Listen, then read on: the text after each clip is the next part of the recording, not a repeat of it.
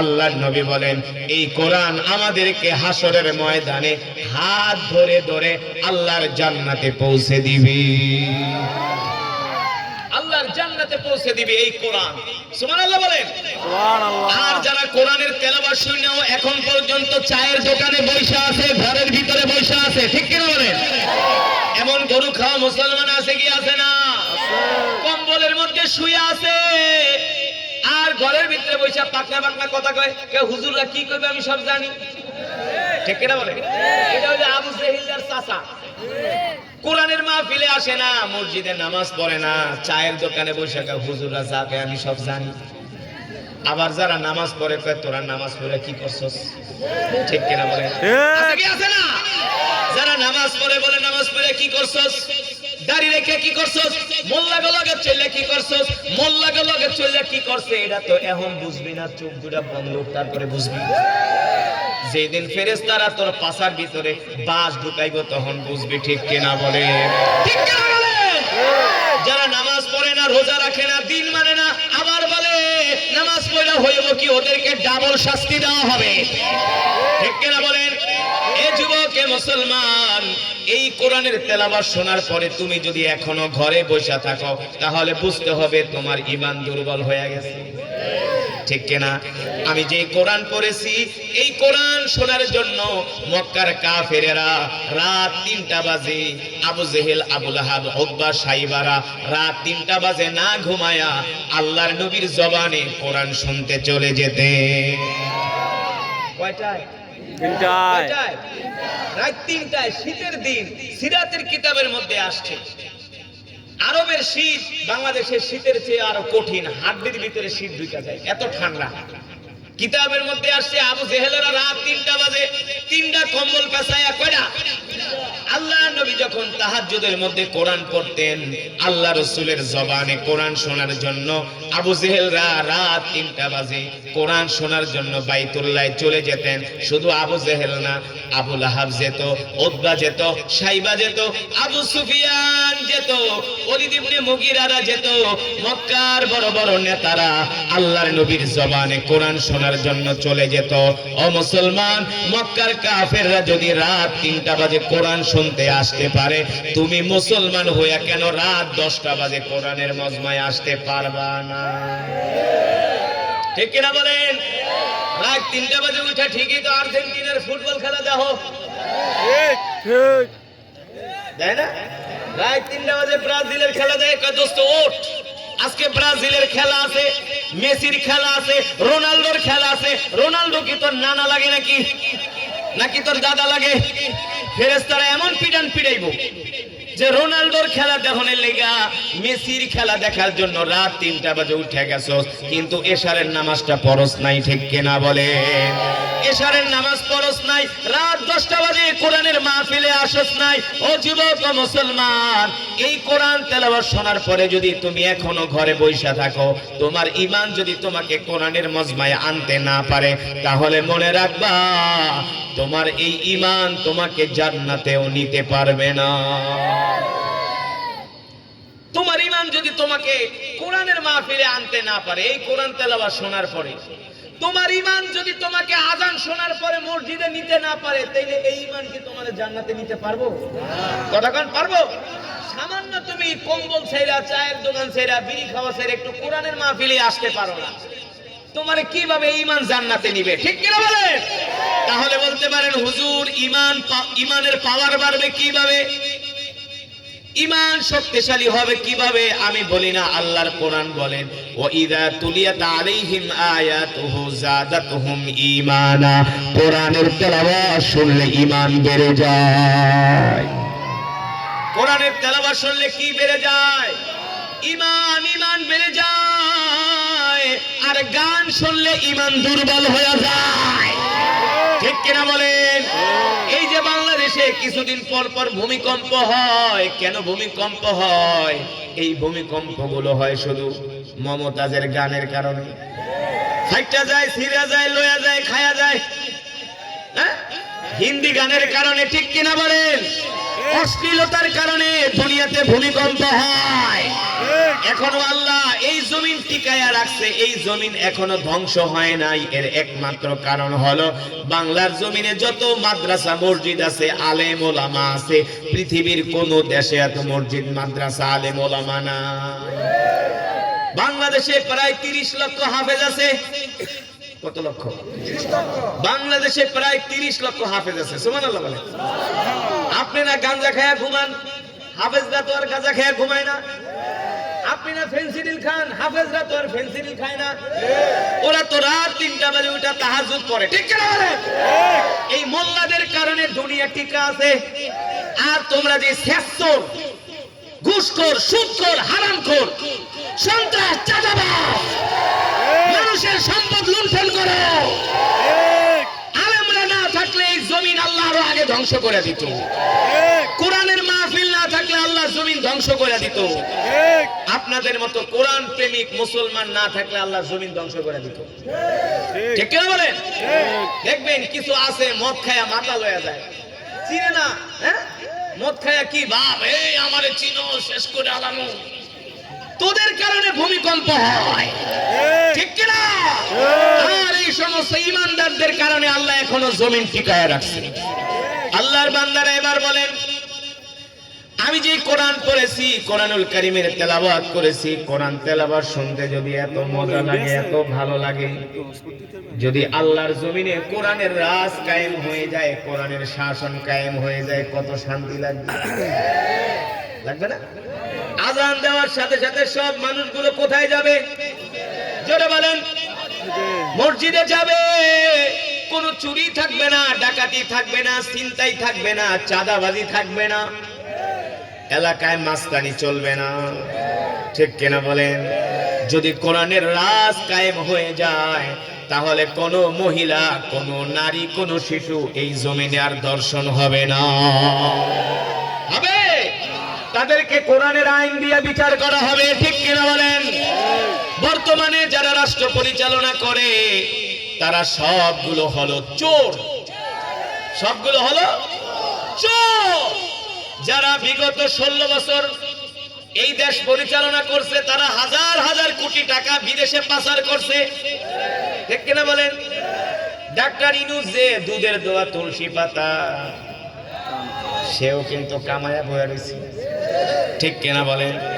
এমনকি পরবর্তীতে যারা আসবে তারাও যদি বলে না আমরা দুর্নীতি করব না, বিশ্বাস করি না, ঠিক কিনা বলেন? যদি কোরআনের রাজ কায়েম হয়ে যায় তাহলে একমাত্র জমিনের মধ্যে শান্তি আসবে, ঠিক কিনা বলেন? ও যুবক মুসলমান, আল্লাহর নবী যখন কোরআন দিয়ে রাষ্ট্র পরিচালনা করেছিল, কোন মানুষ রাত্রবেলা না খায়া ঘুমাইতো না। আল্লাহ নবী যখন কোরআন দিয়ে রাষ্ট্র পরিচালনা করেছিল, মদিনার কোন মানুষ চিকিৎসার অভাবে মারা যায় নাই, বিশ্বাস করেন? আল্লাহ নবী যখন কোরআন দিয়ে রাষ্ট্র পরিচালনা করেছিল, মদিনার কোন মানুষ কোন মানুষের উপর অত্যাচার করার সাহস পায় নাই, কোরআন দিয়ে রাষ্ট্র পরিচালনা করার কারণে। এই কোরআন দিয়ে যদি রাষ্ট্র পরিচালনা হয় তাহলে জমিনের ভিতরে ডাকাতি থাকবে না। এই দেখে 2500 রোড আছে, রাত 1টার পরে গেলে দেখবেন বড় বড় সান্দাও লিয়া দাঁড়ায় দিচ্ছে, না বড় বড় স্যান লিয়া দাঁড়ায় দিচ্ছে এই 2500 রাস্তায়। কথা বল, সত্য নাকি মিথ্যা? এদিকে এদিকে দাঁড়ায় রয়েছে কল্যাণদি, পরবদি, মরবদি, কি জানি আছে, গাউসিয়ার ওদিকে গোলাকান্দায় ডাকাতি। এই ডাকাতি বন্ধ হক করা যাচ্ছে না। কিন্তু আমি 2 মাস আগে সৌদি আরবে গিয়েছিলাম উমরা করার জন্য। মক্কা শরীফ থেকে আমি যাচ্ছি, আমি যাব দাম্মামে একটা প্রোগ্রামে। মক্কা শরীফ থেকে দাম্মাম। এনে কেউ আছেন সৌদি আরবে থাকছেন? আছে, 2-1 জন আছে, হাত উঠান। সৌদি আরবে ছিলেন? সৌদি আরব মক্কা শরীফ থেকে দাম্মাম 1200 কিলোমিটার। কতশো কিলোমিটার? কতখানা? 1200 কিলোমিটার। মাগরিবের নামাজ পড়ে গাড়িতে উঠছে, দাম্মাম যাব। গাড়ি চলতেছে চলতেছে চলতেছে, যখন রাত 3টা বাজে আমি মোবাইলের ম্যাপে দেখি গাড়ি চলতেছে, দেখি 300-400 কিলোমিটার গাড়ি মরুভূমির মধ্যে দিয়ে চলতেছে। 300-400 কিলোমিটারের ভিতরে কোনো বাড়ি ঘর নাই। কি নাই? 300-400 কিলোমিটারের ভিতরে কোনো বাড়ি ঘর, বাড়ি ঘর তো দূরের কথা মিয়া, একটা দোকানপাটও নাই, একটা গাড়ির লাইটের আলো নাই। প্রায় 10-15 মিনিট পর পর একটা গাড়ি আসে। আমি ভয় পেয়ে গেলাম, এত রাত্র কইরা এই মরুভূমির মধ্যে দিয়ে গাড়ি চালায়, যদি এখন এসে আমাদেরকে ডাকাইতে ধরে, বুঝলেন ভাই? কারণ কি, আমি তো এই পর্যন্ত বেশি না 4 বার ডাকাতে কবলে পড়ছি। কয়বার? এই বানসারাম আমার সব লয়ে গেছে, গাড়ি মারি ভাঙ্গা। আরেকবার পড়ছে সিলেটের মাদকপুরে, আমার জুতাটা পর্যন্ত লয়ে গেছে। আমি গাড়িতে ঘুমাই, আমার বালিশটা পর্যন্ত লয়ে গেছে ডাকাইতরা। হুজুর আপনাকে টাকা হালাল, আপনাকে টাকা কি হালাল, আপনাকে টাকায় কোনো ভেজাল নাই, আপনাকে যা হাদিয়া দেয় সব মহব্বত করে দেয়। হুজুর আপনারা তো প্রতিদিনই কামান, আজকে আমগো দিয়া যান। আরেকটা ক্ষেত্রে হুজুর একটু আগে কিন্তু আপনার ওয়াজ শুনেছি, খুব সুন্দর ওয়াজ করেন। আরেকটাকে হুজুর আপনি যে কেরাতে টান দেন পুরো কলিজা ছিঁড়া যায়। আমি কই তাহলে হালার হালা ডাকাতি করছিস, টাকা ঢুকিয়ে হুজুর 2000 টাকা পকেটেতে বাইর করে রাখা। হুজুর এই ডাকাতির ইতিহাসে 2000 টাকায় প্রথম কোন হুজুরে দিলাম, আপনি নাস্তা খেয়ে বাড়িতে যান গা। আমার 1.5 লক্ষ টাকা নিয়ে গেছে, মাদ্রাসার বেতন দিব, চাউল কিনুন পরের দিন। দুঃখে আমি তো ভাই 20,000 টাকা দিয়ে যা চাল ঢাল কিনুন, আল্লাহ ব্যবস্থা করবে। এই বানসারাম। তারপরে প্রতি বছর মাহফিলে লেগে ডেট চাইলে ঢাকায় আসি, সবগুলারে বান্ধব তোকে বানসারামপুর আর ওয়াজে যাব। 300-400 কিলোমিটারের মধ্যে কোনো বাড়িঘর নাই, 300-400 কিলোমিটারের মধ্যে কোনো বাড়িঘর নাই। আমি ভয় পেয়ে গেলাম, হেল্পারে ডাক দিলাম, এদিকে আসো। তোমরা যে এত রাত্র করে গাড়ি চালাও, তোমাদেরকে কোনো সমস্যা হয় না? ড্রাইভার ছিলেন নোয়াখাইলা। যখন শুনছি আমি হেল্পারের সাথে কথা বলতেছি, ড্রাইভার নোয়াখালীর মানুষ, বলে হুজুর আপনি আর হেল্পারের লাগে কি এখন, আপনি কি এখন আর হেল্পারের লাগে? আমি তো মেয়ে এত রাত করে গাড়ি চালান, কোন সমস্যা হয় না। হুজুর আপনি কোনো চিন্তা করিবেন না, 36 বছর ধরে সৌদি আরব। কত বছর? 36 বছর ধরে সৌদি আরব, 34 বছর ধরে গাড়ি চালাই, ওগা ডাকাতির ঘটনা ঘটে না, আপনি চিন্তা করিয়েন না। আমি বলি কারণ কি? কারণ কি? আপনি 36 বছর ধরে সৌদি আরবে থাকেন, 24 বছর ধরে গাড়ি চালান, একটা ডাকাতির ঘটনাও ঘটে নাই। আর এই রাস্তা যদি বাংলাদেশে হইতো, রাত 3টা বাজার দরকার ছিল না, সকাল 6টায় কাম ছেড়ে দিত। 300-400 কিলোমিটার মরুভূমি, আপনি কি মনে করছেন রাখতো? সব খুলে মিলে রেখে দিত। আমি বললাম কারণ কি? কারণ কি? বলে হুজুর সৌদি আরবে হাতে গোনা কয়েকটা কোরআনের আইন আছে। আল্লাহু আকবার। আল্লাহ তাআলা কোরআনুল কারীমের মধ্যে বলছেন, ওয়াস-সারিকু ওয়াস-সারিকাতু ফাকতাউ আইদিয়াহুমা জাযাআন বিমা কাসাবা নাকালাম মিনাল্লাহ ওয়াল্লাহু আজিজুন হাকীম। আল্লাহু আকবার।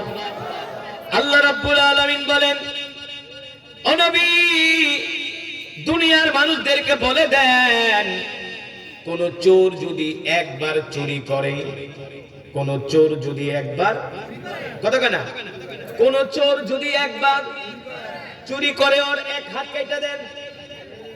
কয় হাত?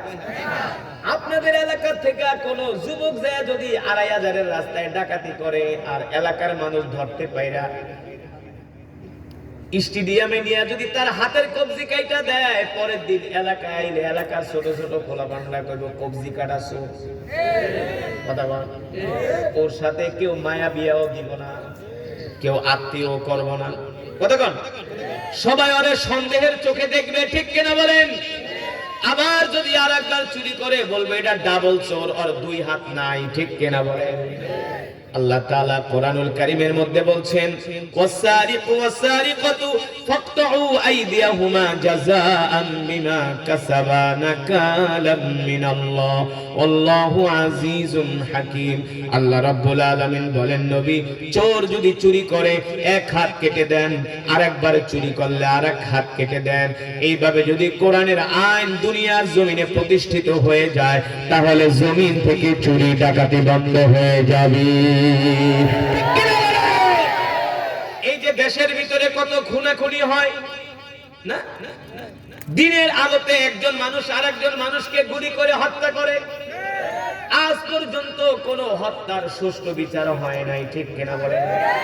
কত মার্ডার কেসের আসামি জজ সাহেবরে ঘুষ দিয়া মামলার থেকে খালাস পাওয়া যায়। আবার এমনও হয় রাষ্ট্রপতির কাছে যায়, রাষ্ট্রপতি একজন হত্যা মামলার আসামিকে খালাস দিয়া দেয়। কথা বল। কিন্তু আল্লাহর কোরআনের আইন যদি বাংলার জমিনে থাকে, তাহলে কোন রাষ্ট্রপতি কোন অপরাধীকে ক্ষমা করতে পারবে না, কোন জজ কোন ব্যারিস্টার ঘুষ খাইতে পারবে না।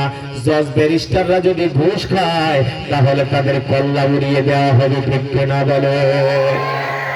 মুসলমান শুধু এখানেই শেষ না, এই দুনিয়ার জমিনে বাংলাদেশে এমন কোন জুলুম নাই মানুষের উপরে হয় না, ঠিক কিনা বলেন? যার ক্ষমতা আছে সে দুর্বলদের উপরে জুলুম করে। বর্তমানে দুনিয়ার অবস্থা হলো জোরজার জোরজার মুল্লুকদার, যার ৫-৬টা ছেলে আছে, এর গরমে এলাকায় থাকা যায় না। আর যার কোনো ছেলে নাই, ৩-৪টা মেয়ে, কোনো ছেলে নাই, শুধু হের জমিনের আতাই ঠেলতে ঠেলতে একেবারে ২ করার দখল করে ফেলাইছে। প্রতিবাদ করলে দাওলে একদম শেষ করে ফেলাম। ৪ বাপ পথে ৪ লাডি, আর বেটা তো একা। বাস্তব নাকি অবাস্তব? জোরজার মুল্লুকদার, যার ক্ষমতা আছে আইন আদালত তার পকেটে, ঠিক কিনা বলে? কত ধনী মানুষ অপরাধ করে, কত বড় বড় শিল্পপতিরা চুরি করে, ব্যাংকের থেকে লোন আনে, হাজার হাজার কোটি টাকা মাইরা দেয়, তাদের কোনো বিচার হয় না। কিন্তু একটা জুতা চুরি করতে যায় ধরা খাইছে, ওরে এমন মারতে মারতে হাড্ডি গুড্ডি ভাঙ্গে একেবারে পঙ্গুতে পাঠায় দেয়। কিন্তু যেই বেটা এসি রুমের ভিতরে বসে কলমের খোঁচা দিয়ে কোটি কোটি টাকা দুর্নীতি করলো, আগে তো ওরে গজারি দিয়ে পিটান দরকার ছিল। ওদের কোনো শাস্তি হয় না, শাস্তি হয় জোতা চোরের, শাস্তি হয় পকেট মাইরের, শাস্তি হয় ছিনতাইকারী, ঠিক কিনা বলেন? কেন জুতা চুরি করলো? ইনভেস্টিগেশন কইরা দেখো, খোঁজ নিয়ে দেখো, সে পেটের যন্ত্রণায় জুতা চুরি করছে।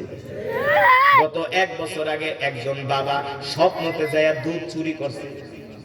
এই ঘটনাটা দেখছিলেন? দুধ চুরি করছে একজন যুবক, স্বপ্নের ভিতরে ঢুকে একটা দুধের পোটলা পকেটে নিয়ে বের হয়ে গেছে, সিসি ক্যামেরায় ধরা খাইছে। কি করছে? সিসি ক্যামেরায় ধরা খায়া তাকে দোকানের মানুষ যায় হাত পাও বাইন্দা দোকানের ভিতরে আনছে। আনার পরে সাংবাদিকরা প্রশ্ন করছে, আপনি দুধ চুরি করলেন কেন? কেন দুধ চুরি করলেন? এই পাউডার দুধ, গুঁড়া দুধ তো আর বয়স্ক মানুষরা খায় না, আপনি কেন দুধ চুরি করলেন?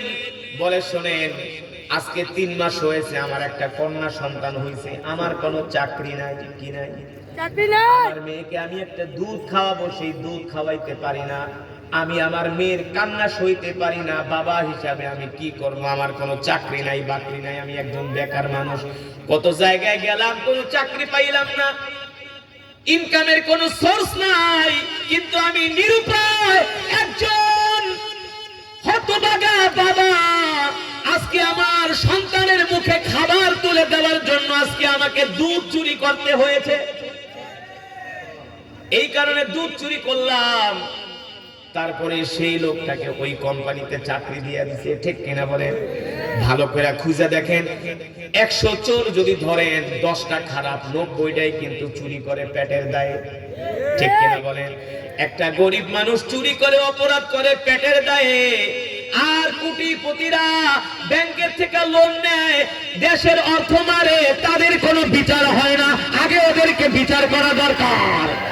ওরা হলো বড় চোর, ঠিক কিনা বলে? ওরা হলো বড় চোর। কিন্তু কোরআন দিয়ে যদি রাষ্ট্র পরিচালনা হতো তাহলে কখনো গরিব মানুষের উপরে জুলুম করা হতো না, ঠিক কিনা বলেন?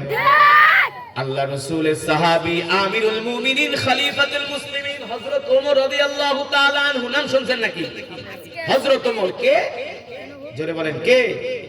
হযরত ওমর রাদিয়াল্লাহু তাআলা আনহু মদিনার খলিফা, মুসলমানদের দ্বিতীয় খলিফা হযরত ওমর ইবনুল খাত্তাব রাদিয়াল্লাহু তাআলা আনহু। তিনি যখন মদিনার শাসক, মদিনার খলিফা, অর্ধ জাহানের বাদশাহ হযরত ওমর, নাম কি? অর্ধ জাহানের বাদশাহ। মিয়া, বর্তমানে আমেরিকার যে প্রেসিডেন্ট ডোনাল্ড ট্রাম্প, এটা তো হলো একটা পাগল। এটা হলো কি? ডোনাল্ড ট্রাম্প একটা হারামজাদা। ওর মতো কুলাঙ্গার রাষ্ট্রপ্রধান পৃথিবীর ইতিহাসে এত খারাপ রাষ্ট্রপ্রধান আসে না। ভেনেজুয়েলা প্রেসিডেন্ট নিকোলা মাদুরো বেড়ায় ঘুমায় রয়েছে, রাত্রবেলা বউলায়া রাত 2টা বাজে যায় ওরে ধরে লইছে। ধইরা ইন্নাকে আমরা ভেনেজুয়েলা তেল চাই। কি চাই? তেল চাই। এই কারণে ওরে ধরে নিয়েছে। তার মানে জোর যার মুল্লুকটা, ঠিক কিনা বলে? হযরত ওমর মদিনার খলিফা, অর্ধ জাহানের বাদশা। ও মুসলমান, কেমন বাদশা ছিলেন হযরত ওমর? আল্লাহু আকবার। আমরা তো অনেকে ইসলামের ইতিহাস জানি না। আমরা মনে করি মোল্লারা কিছুই জানে না, হুজুররা কিছুই জানে না। কিন্তু খলিফারাও রাষ্ট্র পরিচালনা করেছিলেন, তারাও প্রেসিডেন্ট ছিলেন, ঠিক কিনা বলেন? কেমন প্রেসিডেন্ট ছিলেন আপনাদেরকে শোনাই। পৃথিবীতে যে সেনাবাহিনী দেশের জন্য, দেশের প্রতিরক্ষা ব্যবস্থাকে সুরক্ষিত রাখার জন্য পৃথিবীর ইতিহাসে সর্বপ্রথম সেনাবাহিনী গঠন করেন হযরত ওমর। সুবহানাল্লাহ বলেন। পৃথিবীর ইতিহাসে সর্বপ্রথম সীমান্তরক্ষী বাহিনী গঠন করে হযরত ওমর। সুবহানাল্লাহ বলেন। পৃথিবীর ইতিহাসে কৃষি কাজ করার জন্য, এই যে বড় বড় খাল খনন করা, সমস্ত পৃথিবীর ইতিহাসে সর্বপ্রথম এই কৃষি কাজ করার জন্য খাল খননের উদ্বোধন করে উদ্ভাবক হলেন হযরত ওমর। সুবহানাল্লাহ। এই যে শহরে আমরা ঘুমায় থাকি, নাইট গার্ড পাহারা দেয়, এই নাইট গার্ডের প্রচলন হয় হযরত ওমরের জমানা থেকে। সুবহানাল্লাহ বলেন। এই যে রিলিফের মাল দেয়, রিলিফের মাল না, এই যে তারেক জিয়া আয়েশা এয়ারপোর্টে নাইমা বলছে আমরা এক একজনকে ফ্যামিলি কার্ড দেব। এই যে এই সমস্ত জনগণদেরকে ভাতা দেওয়ার প্রচলন শুরু করেছিলেন হযরত ওমর। সব শিখায় গেছে মোল্লারা। কারা? যার জন্য সিন্নি খাইলাম আগার মোল্লা ছিল না, কথা বলেন। সব শিখায় গেছে মোল্লারা, ঠিক কিনা বলে? মোল্লারা আরো কি শিখাইছে বলবো? শেখ মুজিবুর রহমানের রাজনীতি শিখাইছে মোল্লা। শেখ মুজিবুর রহমানের রাজনীতি শিখাইছে কে? একজন মোল্লা। নাম কি জানেন? মাশাআল্লাহ, নাম কি? মুসলিম আলেমে দ্বীন মাওলানা আব্দুল হামিদ খান ভাসানী, যিনি নিজের রান্না নিজে করে খাইতেন। আর এখন তো মন্ত্রী এমপিরা, এমপি মন্ত্রী হইতে পারলে না, প্রেসিডেন্ট হইতে পারলে ওদের চাকর আর বাকরের অভাব নাই। আর মাওলানা আব্দুল হামিদ খান ভাসানী রহমাতুল্লাহি আলাইহি ছিলেন আলেম। কি ছিলেন? দেওবন্দ মাদ্রাসার ছাত্র ছিলেন। তিনি শেখ মুজিবুর রহমানের রাজনীতি শিখাইছেন। রাজনীতি শিখাইছে। যদি শেখ মুজিবুর রহমানের রাজনীতির গুরু হয় তাহলে জিয়াউর রহমানেরও রাজনীতির গুরু, ঠিক কিনা বলেন? এরশাদের রাজনীতির গুরু, ঠিক কিনা বলেন? এই মজলুম আলেমে দ্বীন মাওলানা আব্দুল হামিদ খান ভাসানী কি বলছেন জানেন? বাংলাদেশের যেই প্রজন্ম বুঝতে পারবে যে ভারত হলো বাংলাদেশের শত্রু, তারাই হলো আসল দেশপ্রেমিক, তারাই হলো আসল দেশপ্রেমিক। ভারত ওই মানবরা, মোদি কখনো আমাদের বন্ধু না, ভারত কখনো আমাদের বন্ধু না। ভারত সুযোগ পাইলে আমাদের বাংলাদেশটাকে দখল করে নিয়ে যাওয়ার ফোন দিয়ে আটকেছে। খালি সুযোগ পায় না, জানে যে বাংলাদেশে আইলে ওদিক দিয়ে পাকিস্তান, ওদিক দিয়ে চায়না। মালুরে ধরবো, মোদিরে ধরবো, নালে হায়দ্রাবাদের মতো কবে বাংলাদেশ দখল করে নিয়ে দেখি, ঠিক কিনা? দেখেন না 16 বছরে ভারতীয়দের কি দাপট বাংলাদেশে। পৃথিবীর যে কোনো দেশে যায়, ভারতীয়দেরকে যদি বলি একটা ঠিকানা বলে দাও, ওরা কথাই কয় না। পৃথিবীর কোন দেশে যদি আপনি যেয়ে থাকেন, একটা অ্যাড্রেস আপনি জানেন, এক ভারতীয়রে ডাক দিলেন, ভাই ये ठिकाना आपको मुझे बताओ, नहीं जानता, আমি জানি না, তুই যা দূর হ, ভাই অন্যদিকে যাও। আর একজন পাকিস্তানিরা যদি জিজ্ঞাসা, ভাই আমার এই ঠিকানাটা বলে দেন, প্যাকে করতে আমার গাড়ি তো, তোর আমি বাসায় পৌঁছায় দিয়ে আসবো। মিথ্যা কথা? বিশ্বাস করেন, ভারত কখনো আমাদের বন্ধু না, ভারত হলো আমাদের সবচেয়ে বড় শত্রু। ভারতে প্রতিদিন মুসলমানদের উপর নির্যাতন করা হয়, মুসলমানের মসজিদ মাদ্রাসাগুলো আগুন দিয়ে জ্বালায় দেয়, প্রতিনিয়ত ভারতে মুসলিম বিদ্বেষী আচরণ করা হয়, প্রতিনিয়ত। আমরা ভারতে গেলে, বর্ডারে গেলে, আমরা পাসপোর্ট উল্টায়া পাল্টায়া, গাড়ির ভিতরে কি আনছি না আনছি সব দেখা ওপেন পাই, ভাই কিছু মাল পানি দিয়ে দাও। ভারতের বিএসএফরা আর আমাদের দেশের বিজিবিরা কত সুন্দর আচরণ করে, ঠিক কিনা বলেন? মুসলমান এই কথাগুলো কেন বললাম? সারা পৃথিবীর জমিনে যদি কোরআনের রাজ কায়েম হয়ে যায়, তাহলে জুলুম বন্ধ হয়ে যাবে, ঠিক কিনা বলেন? হযরত ওমর রাদিয়াল্লাহু তাআলা আনহুর কথা বলছিলাম, মনে আছে নাকি? হযরত ওমর হলো মদিনার খলিফা, অর্ধ জাহানের বাদশা। হযরত ওমর রাদিয়াল্লাহু তাআলা আনহু রাসূলের একজন সাহাবী, তার নাম হলো আমর ইবনুল আস। নাম কি? আমর ইবনুল আস রাদিয়াল্লাহু তাআলা আনহুকে মিশরের গভর্নরের দায়িত্ব দিয়া হযরত ওমর মিশরে পাঠালেন। আমর ইবনুল আসকে মিশরের গভর্নরের দায়িত্ব দিয়া মিশরে পাঠালেন। আমর ইবনুল আস রাদিয়াল্লাহু তাআলা আনহু মিশরের গভর্নরের দায়িত্ব নিলেন। দায়িত্ব নেওয়ার পরে ওই মিশরের মধ্যে একটা দৌড় প্রতিযোগিতার আয়োজন করা হলো। দৌড় প্রতিযোগিতার আয়োজন করা হলো। ওই প্রতিযোগিতার মধ্যে মিশরের অনেক যুবকরা ওই প্রতিযোগিতায় অংশগ্রহণ করেছে। ওই প্রতিযোগিতায় মিশরের গভর্নর আমর ইবনুল আসের একজন ছেলেও ওই দৌড় প্রতিযোগিতায় অংশগ্রহণ করছে। যখন দৌড় প্রতিযোগিতা শুরু হয়ে গেল, অনেক যুবকরা সেই প্রতিযোগিতায় অংশগ্রহণ করে দৌড় দেওয়া শুরু করছে। একজন গরিবের ছেলে ওই প্রতিযোগিতায় দৌড়াতে দৌড়াতে সবার আগে যায় ফার্স্ট হয়ে গেছে। সবার আগে যায় ফার্স্ট হয়ে গেছে। কিন্তু ওই প্রতিযোগিতার একজন প্রতিযোগী ছিল মিশরের গভর্নর আমর ইবনুল আসের ছেলে। যখন দেখছে গরিবের ছেলে ফার্স্ট হয়ে গেছে, গভর্নরের ছেলে রাগ উঠে গেছে, বেটা আমার বাবা হলো মিশরের গভর্নর আর তুই হলি একটা গরিব মানুষ, তুই ফার্স্ট হয়ে গেছস। এই রাগের বশবর্তী হইয়া, হিংসার বশবর্তী হইয়া তার হাতে একটা চাবুক ছিল, ওই চাবুক দিয়া ওই গরিবের ছেলের একটা বাড়ি মারছে। এক বাড়ি মারার চলে সে জমিনের ভিতরে পড়ে গেছে। সে চিন্তা করলো, তুমি যে আমার উপর জুলুম করছো, এই জুলুমের বিচার আমি তোমার বাবা আমর ইবনুল আস মিশরের গভর্নরের কাছে আমি বিচার চাইবো না। এই জুলুমের বিচার চাওয়ার জন্য আমি মদিনায় যায় হযরত ওমরের কাছে বিচার দিব। সুবহানাল্লাহ বলবেন না? কার কাছে বিচার দিব? হযরত ওমরের কাছে বিচার দিব। এবার ওই গরিবের ছেলে যুবক তিনি মিশর থেকে মদিনায় চলে আসলেন। হযরত ওমরের দরবারে আয়েশা বলে, আমিরুল মুমিনিন, খলিফাতুল মুসলিমিন, আমি আপনার কাছে একটা জুলুমের বিচার চাওয়ার জন্য আসছি। আমি আপনার কাছে একটা জুলুমের বিচার চাওয়ার জন্য আসছি। হযরত ওমর বলে, কি হয়েছে বলো? বলো, শোনেন, মিশরের গভর্নর আমর ইবনুল আস একটা দৌড় প্রতিযোগিতার আয়োজন করছে। ওই প্রতিযোগিতায় অনেকগুলো যুবক অংশগ্রহণ করছে, মিশরের অনেক মানুষ অংশগ্রহণ করছে। সেই প্রতিযোগিতায় আমিও একজন অংশগ্রহণকারী। যখন প্রতিযোগিতা শুরু হলো, আমি দৌড়াতে দৌড়াতে সবার আগে যায় ফার্স্ট হয়ে গেছি। কিন্তু ওই প্রতিযোগিতার একজন প্রতিযোগী ছিল মিশরের গভর্নর আমর ইবনুল আসের একজন ছেলে। আমি কেন ফার্স্ট হইলাম? এই কারণে তার হাতে একটা চাবুক ছিল, ওই চাবুক দিয়া আমাকে একটা বাড়ি মারলো। এক বাড়ির চোটে আমি মাটির ভিতরে পড়ে গেছি। এই কারণে আমি আপনার দরবারে আসি, আপনি আমার এই জুলুমের বিচার করে দেন। সুবহানাল্লাহ বলেন। এই জুলুমের বিচার করে দেন। হযরত ওমর তার পুলিশ বাহিনীরে ডাক দিয়া বলে, ওরে রাষ্ট্রীয় মেহমানখানায় নিয়ে যাও। আরাম করে খাবার দাও, ঘুমানোর জন্য জায়গা দাও। ওই যুবককে মদিনার মেহমানখানায় তাকে থাকার ব্যবস্থা করা হলো, খাবার ব্যবস্থা করা হলো।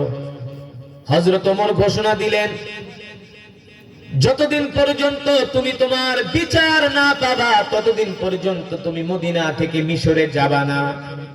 আমি গভর্নর আর গভর্নরের ছেলে দুইজনকে আমি মিশরের থেকে ডাইকা মদিনায় আনতেছি। সুবহানাল্লাহ বলেন। কেমন শাসন দেখেন। আর বর্তমানে যদি কোনো মন্ত্রী ছেলের নামে আইসা বিচার দিত, কইলে তোরা রাস্তায় মেরে আলাম, ঠ্যাং ভেঙে ফেলাম। কথা কন। কোন মন্ত্রী কোন মেয়রের ছেলের নামে যদি আপনি বিচার দিতে আইতেন, রাস্তা দিয়ে হাঁটতে পারতেন? ডাইরেক্ট গুলি করতো, ঠিক কিনা বলেন? হযরত ওমর আমিরুল মুমিনিন বলে, শোনো, যতদিন পর্যন্ত তুমি তোমার বিচার না পাবা ততদিন পর্যন্ত তুমি মদিনায় থাকবা। হযরত ওমর আমর ইবনুল আসের কাছে চিঠি লিখলেন, এই মিশরের গভর্নর, আমার পত্র পাওয়া মাত্র তুমি আর তোমার ছেলে দুইজন মদিনাতে আসবা। আমার পত্র পাওয়া মাত্র হযরত ওমর পত্র লেখা দিলেন। এই পত্র নিয়ে মিশরের গভর্নর আমর ইবনুল আসের কাছে পৌঁছানো হলো। হযরত ওমরের চিঠি পায়া গভর্নরের ভিতরে ভয় শুরু হয়ে গেছে। গভর্নর তার ছেলেরে ডাক দিয়া বলে, বেটা তুই কোনো অপরাধ টপরাধ করছিস কিনা? বলে, কেন আব্বাজান? বলে, আমিরুল মুমিনিন হযরত ওমর তোমাকে আর আমাকে মদিনায় এখনই যেতে বলছে, তিনি তলব করছে জরুরি ভিত্তিতে। এই সময় তো আমিরুল মুমিনিন আমাদেরকে মদিনায় ডাকার কথা না, নিশ্চয়ই তুমি কোনো অপরাধ করছো। এবার ছেলে বলে, আব্বাজান আমি একটা অপরাধ করছি। হযরত ওমর এবার মিশরের গভর্নর বলে, তাইলে তো কাম হইছে, চল মাই তুইও খাবি আমিও খাবো। কারণ বিচার দিছে কার দরবারে? কথা বলে ওয়াজ বোঝেন না? বিচার দিছে কার দরবারে? এ মাইকম্যান করে কি করস? ঘুমাস? আরে কই তুই বেটা? এই যে একটা আওয়াজ আসতেছে কানে, মনে একটা মাইক সরাসরি দিকে দিছস। দেওয়াল আছে ওই সাইডে। দেওয়াল, একটু এই আওয়াজটা বন্ধ করা যায়? এটা খুব কানে লাগে, খুব ডিস্টার্ব হয়। ওইটা রিপিট করতে যা। হ্যাঁ রিপিট করতেছে, এটা বন্ধ করা যায় না? একটু সাউন্ড আনালে কমা, আমার খুব ডিস্টার্ব হইতেছে। মানে আমি কথা বলে আমি নিজেই মজা পেতেছি। এই যে রিপিট করতেছে বারবার, একটু কমা সাউন্ড। না তুই বক্স বন্ধ করতো ভাই, শুধু মাইক বক্স বন্ধ করে দে, একবারে পুরোটা বক্সের লাইন ছুটে গেল, শুধু মাইক। ওকে ঠিক আছে না? হ্যাঁ বক্স দিস না। বয়ান কি চলবে? এই ঘটনাটা শেষ করি নাকি? তারপর মনোযোগ দিব। হ্যাঁ ইনশাআল্লাহ। বসেন একটু বাড়াও। এবার আমর ইবনুল আস বলেন, তুমি যে এত বড় অন্যায় করছো তুমি তো আমাকে বলো না, এবার চলো মদিনায়। আমিরুল মুমিনিন তোমাকে আমাকে জরুরি ভিত্তিতে তলব করছি, তার মানে কঠিন বিচার হবে, ঠিক কিনা বলেন? এবার আমর ইবনুল আস রাদিয়াল্লাহু তাআলা আনহু আর তার ছেলে দুইজন মিশর থেকে মদিনায় আসছে। এত বড় একজন গভর্নর, এর সম্মান আছে কি আছে না? একটা গভর্নর, মিশরের গভর্নর। মিশর কি মনে করছেন বাংলাদেশের 8টার সমান? বাংলাদেশের আমরা যখন ছোটবেলায় অনেক আগে মিশরে যখন পড়াশোনা করতাম, ওই মিশরের অনেক মিশর ইতিহাসের ঐতিহ্যের লীলাভূমি হলো মিশর। এত সুন্দর মিশর আপনি না দেখলে বুঝবেন না। পৃথিবীর যত দামি দামি ফল সব মিশরে হয়, সব। আর ওই যে ফেরাউন হারামজাদার বাড়ি তো মিশরে। নীলনদ, আমরা প্রতিদিন নীলনদ দেখতে যেতাম। নীলনদের পানি এত সুন্দর, এত স্বচ্ছ, আপনি দেখলেই মনে হবে যে নীলনদের পানি দিয়ে গোসল করি। কোনো ময়লা নাই, বুড়িগঙ্গার পানির মতো ময়লা গন্ধ নেই। এই আপনাকে নরসিংদী যে নদীটা আছে না, মেঘনা, এই পচা পানি না, স্বচ্ছ পানি, নীলনদের পানি। এত সুন্দর দেশ মিশর। পৃথিবীর এমন কোন ফল নাই যে মিশরে হয় না। সেই মিশরের গভর্নর আমর ইবনুল আস রাদিয়াল্লাহু তাআলা আনহু, মিশরের গভর্নর। সোজা কথা না, ওইসব ট্রাম ওই মোদি এই সমস্ত রাসূলের সাহাবী আমর ইবনুল আসের জুতার ধুলি কণার সমান ওদের যোগ্যতা নাই, ঠিক কিনা বলেন? এত বড় একজন গভর্নর, তিনি মিশর থেকে মদিনায় আসলেন। সাধারণত আসার পরে একজন গভর্নরকে একটু সম্মান শ্রদ্ধা না, আসছে নাকি মেহমানখানায় আসেন, খাওয়া দাওয়া করেন, আতিথেয়তা গ্রহণ করেন, কোনো সুযোগ নাই। হযরত ওমর বলে ছেলে আর বাবা দুইজনে তাড়াতাড়ি আদালতের কাঠ গড়ায় উঠাও। আদালতে হযরত ওমরের নির্দেশ, অপরাধীর সাথে কোনো সহানুভূতি দেখানো, অপরাধীর সাথে কখনো সহানুভূতি দেখানো যাবে না, সে যেই হোক, মন্ত্রী হোক আর এমপি হোক, ঠিক কিনা বলে? কিন্তু বাংলাদেশের সমস্যা তো এই জায়গায়, গরিব মানুষের বিচার হয়, ধনীদের বিচার হয় না, সাধারণ মানুষের বিচার হয়, নেতাদের বিচার হয় না, এমপি মন্ত্রীদের বিচার হয় না, কারণ তাদের কাছে টাকার ভান্ডিল আছে, ঠিক কিনা? তাদের কাছে কি আছে?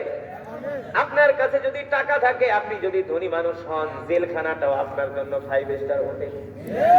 আর বেচারা গরিব মানুষ জেলে যায় ঠিক মতো খাইতেও পারে না, ফলরে ঘুমায়, ঠিক কিনা বলে? এই হলো বাংলাদেশের বিচার ব্যবস্থা, বাংলাদেশের অবস্থা, বাংলাদেশের সর্বত্র জুলুম আর জুলুম, ঠিক কিনা বলে? এই জুলুমের ততদিন পর্যন্ত অবসান হবে না যতদিন পর্যন্ত আল্লাহর কোরআনের আইন প্রতিষ্ঠা না হবে, ঠিক কিনা মুসলমান? এবার মিশরের গভর্নর আমর ইবনুল আস আসলেন, হযরত ওমর তাদের প্রতি কোনো সহানুভূতি দেখালেন না। বলে গভর্নর আর ছেলেকে দুইজনকে আদালতের কাঠ গড়ায় উঠাও। দুইজনকে আদালতের কাঠ গড়ায় উঠালো।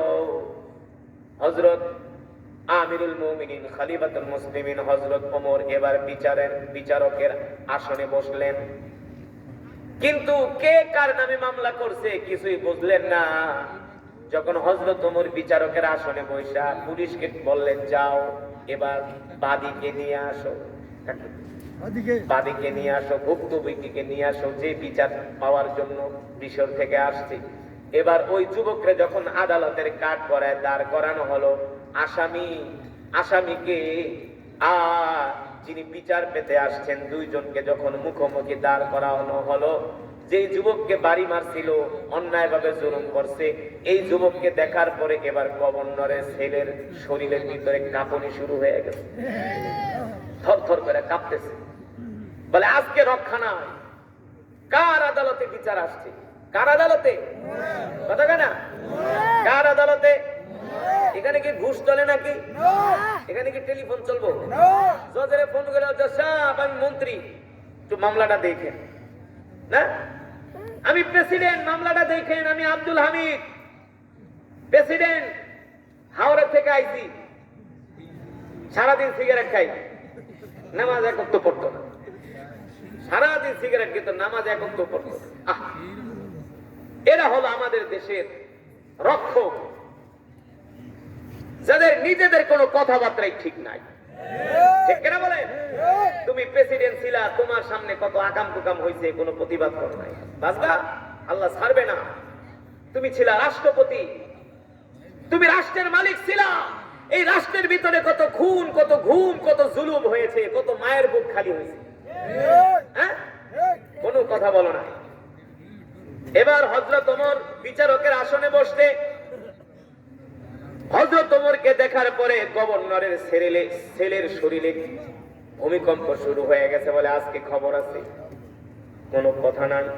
হযরত ওমর আদালতের আসনে বৈশা, কোনো কথা নাই। বলে একটা চাবুক নিয়ে আসো, নিয়ে আসো, নিয়ে আসো। কোন শুনানি টুনানির দরকার নাই, কারণ বাদী আর বিবাদী তো একেবারে সামনাসামনি।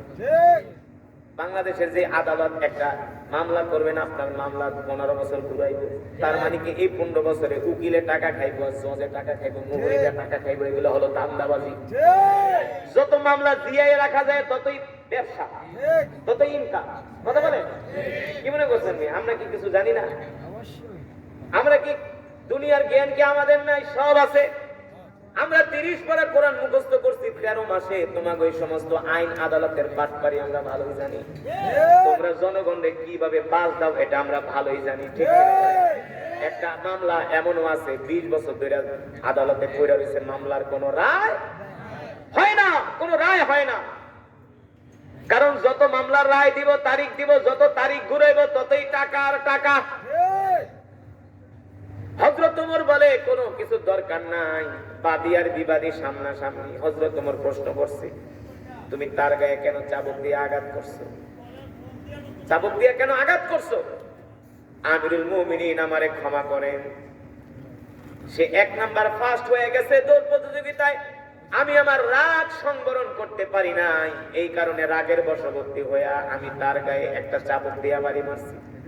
হযরত ওমর বলে, তোমার বাবা গভর্নর দেখা সেই ক্ষমতা বলে না, তুই মনে করছো তোমার কোনো বিচার হইব না, এই কারণে তুমি গরিবের গায়ে চাবুক দিয়া বাড়ি মারছো। হযরত ওমর বলে, চাবুকটা ওই ছেলের হাতে উঠায় দাও।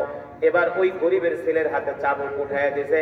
হযরত ওমর বলে, এবার তুমি এসে নিজের হাত দিয়ে ওর গায়ে চাবুক মারো। তোমারে যতটুকু জোরে মারছে তুমিও ঠিক ততটুকু জোরে ওর গায়ে আঘাত করতে থাকো। ওই মারছে একটা, তুমি মারবে 100টা। ওই মারছে একটা, তুমি মারবে কয়টা? 100টা। কেন জুলুম করলা? আপনারাই বলেন, এমন বিচার যদি বাংলাদেশে হইতো তাইলে কেউ কারোর উপর জুলুম করার সাহস পাইতো? এই বিচার নাই দেখে তো বেটা তোরে বেটা ঘুম করে হালাম নাই করে দিব, নাই কি কয় নাই করে হালামো, নাই 1 লাখ টাকা দিব সব ফিনিশ, তোরে মাইরা বেটা 10 লাখ টাকা দিব, তোর কোনো মামলাই নিব না। কথা বলেন, আচ্ছা কথা কর, ঠিক নাকি বেটি? বেটা 5 লাখ টাকা রাখুন, ওসি রে দিমু, ডিসি রে দিমু, এসপি রে দিমু, জজ রে দিমু, তোর মামলাই নিব না। আসলেই তো নেয় না। ওসিরে নিয়ে 50,000 টাকা দিয়ে দিতে হয়, জিডি করতে যায়, জিডি নেয় না, খালি গরিমসি করে, কয় ওসি নাই, এসআই নাই, পাতলা দেখায় না হইছে, আজকে অফিসে আহে নাই, কালকে আহে, খালি ঘুরায়। ঠিক কিনা বলেন? বাস্তব নাকি অবাস্তব? হযরত ওমর বলে, মারছস একটা, তোরে মারবো 100টা। কেন জুলুম করলি? এবার ওই যুবকের হাতে চাবুক উঠায় দিছে। যুবক যায়া গভর্নরের ছেলের গায়ে চাবুক দিয়া বাড়ি মারতেছে। 1টা 2টা 3টা বাড়ি মারার সাথে সাথে তার পিঠ ফাইটা রক্ত বাইরে জামা মাইখে গেছে, রক্তে রঞ্জিত হয়ে গেছে। এবার 3-4টা বাড়ি দেওয়ার পরে যখন রক্তাক্ত হয়ে গেছে, ওই যুবক বলে, আমিরুল মুমিনিন, আমি আর গভর্নরের ছেলের গায়ে হাত দিতে পারবো না, আমি আমার বিচার পাইয়া গেছি। সে আমার উপর যতটুকু জুলুম করেছে আমি মনে হয় আমি আমার জুলুমের বিচার পাইয়া গেছি। হযরত ওমর বলে, না, এখনো বিচার হয় নাই, এখনো বিচার হয় নাই। গভর্নর থাকতে কেন এই বিচার মিশরে হলো না? গভর্নরের গায়ে আঘাত করো। আল্লাহু আকবার। কার গায়ে আঘাত করো? এই মিয়া, বাংলাদেশে যদি এমন একটা বিচার হইতো যে মন্ত্রীর ছেলে আকাম করছে, মন্ত্রীর ছেলেরও শাস্তি দিছে, সাথে সাথে মন্ত্রীরও শাস্তি দিছে, দেখবেন পুরা বাংলাদেশ ঠান্ডা হয়ে যাইতো। এই ওয়াজ তোমাকে হুজুররা ছাড়া কে শুনাইবো? এগুলো তো তোমাদের কলেজ ইউনিভার্সিটিতে তোমাদেরকে পড়াবে না, পড়াইবো রবীন্দ্রনাথের জীবনী, অমুক চ্যাটার্জি, ব্যানার্জি, ঘোড়ার ডিমের জি, হ্যাঁ, ওদের জীবনী পড়াবে, সাহাবীদের এই জীবনী পড়াবে না। ঠিক কিনা বলেন? কারণ ওরা জানে এগুলো যদি বাংলাদেশের মুসলমান জানে আর যদি কোরআনের শাসন কায়েম হয়ে যায়, তাহলে বাংলার জমিন থেকে চুরি, ডাকাতি, জুলুম, অন্যায় বন্ধ হয়ে যাবে। এবার চাবুক দিয়ে বলে, গভর্নরের গায়ে আঘাত করো। ওই মজমার ভিতরে বড় বড় সাহাবীরা বসা, হযরত আনাস ইবনে মালিকের মতো সাহাবী বসা। তারা বললেন, আমরাও চাই নাই গভর্নরকে বিচার করা হোক, তার ছেলেকে বিচার করা হোক। আমরা চাই নাই গভর্নরকে বিচার করা হোক, তার ছেলেকে বিচার করছে। কারণ গভর্নর একজন সম্মানী মানুষ, কিন্তু কিছু করার নাই, কোরআনের আইন। ঠিক কিনা বলেন? আইন সবার জন্য সমান। এবার চাবুক নিয়া হযরত ওমর ওই যুবককে বলে, গভর্নরের গায়ে আঘাত করো। এবার ওই যুবক বলে, আমিরুল মুমিনিন, আমারে ক্ষমা করবেন, আমাকে ক্ষমা করবেন। আঘাত করেছে গভর্নরের ছেলে, গভর্নর তো আর আমার গায়ে আঘাত, সুতরাং গভর্নরের গায়ে আমি হাত দিতে পারবো না। আল্লাহু আকবার, জোরে বলেন আল্লাহু আকবার। এবার হযরত ওমর গভর্নরকে জিজ্ঞেস করে, আমর, তুমি থাকতে কেন তোমার ছেলে এই যুবকের গায়ে আঘাত করলো? হযরত গভর্নর আমর ইবনুল আস বলে, আমিরুল মুমিনিন, এত বড় ঘটনা ঘটছে, আমার কাছে বিচার দেয় নাই, বিচার দিলে আমি নিজেই বিচার করতাম, আসলেই বিচার দেয় নাই। সে চলে আসছে আমিরুল মুমিনিনের কাছে। এবার হযরত ওমর ডাক দিয়া বলে, আমর ইবনুল আস, শোনো, আমি তো জানি প্রত্যেকটা মাই তার গর্ভ থেকে সন্তান জন্ম দেয়, আর প্রত্যেকটা মায়ের সন্তান দুনিয়াতে স্বাধীন হয়ে জন্ম নেয়। কি হয়ে জন্ম নেয়? স্বাধীন হয়ে জন্ম নেয়। প্রত্যেকটা মায়ের সন্তান দুনিয়াতে স্বাধীন হয়ে জন্ম নেয়। আমর, এই স্বাধীন মানুষগুলাকে তোমরা কেন গোলাম বানায় রাখো? কথার মর্ম বুঝছেন? কথার মর্ম বুঝছেন? প্রত্যেকটা মানুষ দুনিয়াতে স্বাধীনভাবে জন্ম নেয়, এই স্বাধীন মানুষগুলাকে তোমরা কেন গোলাম বানায় রাখো? মানে রাষ্ট্রের যারা রক্ষক, রাষ্ট্র যারা পরিচালনা করে, তারা জনগণদেরকে গোলাম বানায় রাখে, অথচ জনগণ গোলাম না, ওরা হলো আমাদের গোলাম। ইউনূস আমাদের গোলাম। ইউনূসেরটা আমরা খাই না, ইউনূস আমাদেরটা খায়। আমাদের অর্থ দিয়ে রাষ্ট্র চলে, আমাদের ব্যাট, আমাদের ট্যাক্স, গরিবের, কৃষকের, গার্মেন্টস শ্রমিকদের, প্রবাসীদের, বিদেশ থেকে টাকা পাঠায়, এই অর্থ দিয়া বাংলাদেশ চলে। আমাদের টাকা দিয়া মন্ত্রী এমপিরা দামি দামি এসি গাড়িতে ঘোরে। ওরা যে তেলটা গাড়িতে ব্যবহার করে, এগুলো ওদের বাবার টাকা না, এগুলো কৃষকের টাকা, এগুলো দিন মজুরের টাকা, এগুলো গার্মেন্টস শ্রমিকদের টাকা, এগুলো রিক্সাওয়ালাদের টাকা। এই যে আমরা প্রতিটা পণ্য কিনি, প্রতিটা পণ্য থেকে আমাদের ব্যাট দিতে হয়, ট্যাক্স দিতে হয়, হয় কি হয় না? এই ব্যাট আর ট্যাক্সের টাকা দিয়ে রাষ্ট্রের কর্মচারীদের বেতন দেওয়া হয়। জজ, এসপি, ওসি, ডিসি ওদেরকে আমাদের অর্থ দিয়ে বেতন দেয়।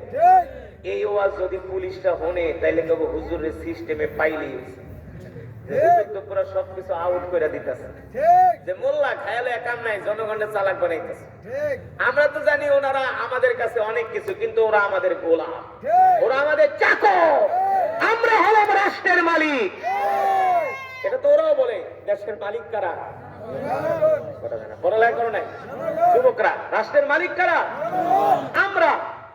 আমরা চাই নাই দেখেই হাসিনা থাকতে পারে নাই। আমরা কিছুই কই নাই, 17 বছর সহ্য করে গেছি। যেদিন আমরা খুশে উঠছি, যেদিন আমরা খেপে গেছি, হাসিনা পালাইতে বাধ্য হয়েছে।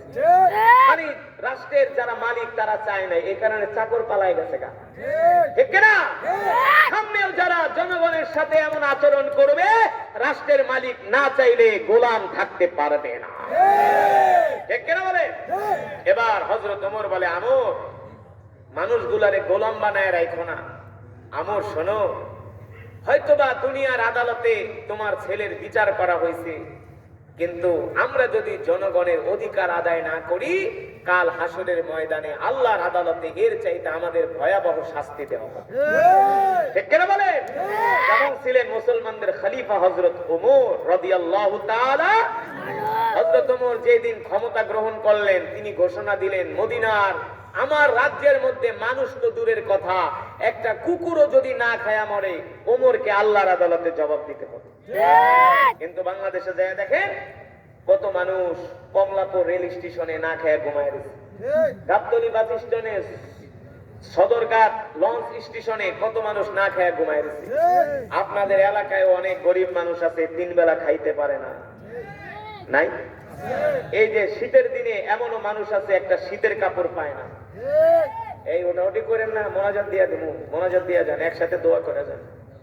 এখনই মোনাজাত দিয়া দেবো 2 মিনিটের ভিতরে, কেউ ওটাওটি করবেন।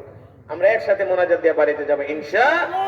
এই কারণে আল্লাহর বান্দারা, আজকের বয়ানের মূল বিষয় ছিল যে কোরআন আমরা তেলাওয়াত শুনলাম, এই কোরআন তেলাওয়াত করতে হবে, এই কোরআনের আইন বাংলার জমিনে প্রতিষ্ঠা করতে হবে, তাহলেই সমাজে দেশে শান্তি আসবে। ঠিক কিনা বলে? আল্লাহর কোরআন জানা, আল্লাহর জমিনে শান্তি আসতে। এই কারণে আমরা নিজেরা কোরআন পড়বো, আমাদের সন্তানদেরকে কোরআন শেখাবো। রাজি আছেন ইনশাআল্লাহ? আমরা নিজেরা কোরআন পড়বো, আমাদের সন্তানদেরকে কি করব? কোরআন শিখাবো, কোরআন অনুযায়ী আমরা চলবো। আল্লাহ তাআলা আমাদের সকলকে তৌফিক দান করুন। আজকের এই দৌকাদি পশ্চিম পাড়া বাইতুল জামে মসজিদের এই মাহফিলকে আল্লাহ কবুল করুন বলি আমিন। শোনেন, আজকের মাহফিলে এসে আপনারা খুশি নাকি বেজার? আসলে খুশি? আগামী বছর এই মাহফিলটা হোক, আপনারা চান? চান? যদি চান, তাহলে এই মাহফিল কমিটিকে, এই মসজিদ কমিটিকে আপনারা সর্বাত্মক